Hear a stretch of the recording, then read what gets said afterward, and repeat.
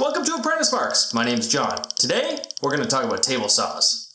This is my table saw. It's a rigid R4513 job site saw that I picked up for around 700 Canadian dollars about a year and a half ago.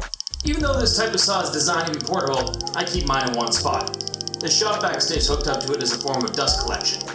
Let's take a few minutes to talk about table saw anatomy. This, as you might have guessed, is the table.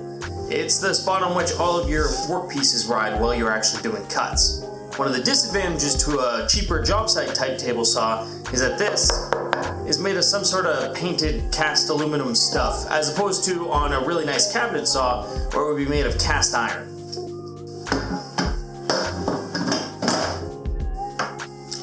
This is a fence. It's a straight edge guide that establishes the width of your cut by sitting a certain distance from the blade.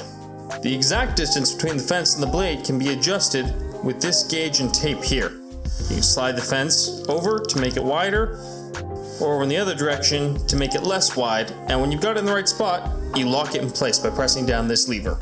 I can raise and lower the blade by turning this knob here. Going counterclockwise brings the blade down, and going clockwise brings the blade up. If I flip this little lever here, I can actually swing the entire blade right to left in order to change the angle of the cut. On my saw, it's either 90 degrees straight up, 45 degrees to the left, or somewhere in between. With the saw all set up, it's time to make a cut.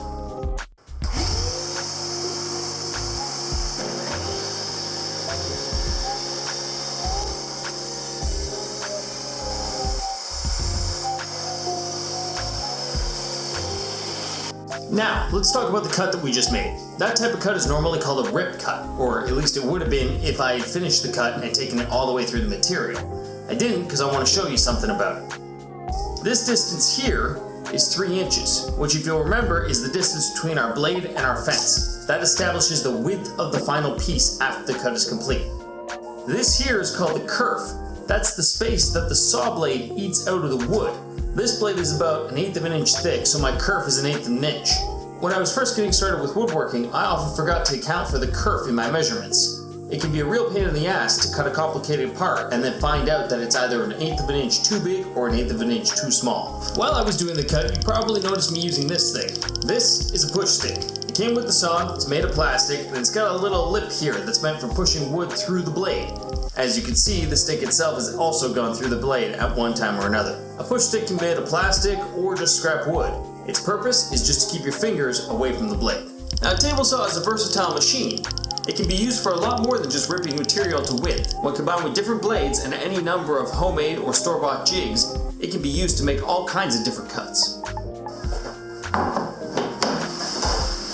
This is called a crosscut sled. It establishes a new fence that's perpendicular or 90 degrees to my blade. This jig allows me to slide the fence back and forth perpendicular to the blade to make what's called a crosscut. In addition to jigs, a table saw is a versatile machine in part because of the different blades that can be attached. This blade is the blade that came with my saw. It's a 36-inch rough cutting blade. It's really good for cutting stuff like plywood or 2x4s, things that don't have to be super accurate, and things that don't have to have a really nice finished edge. This is a 90-tooth fine cutting blade.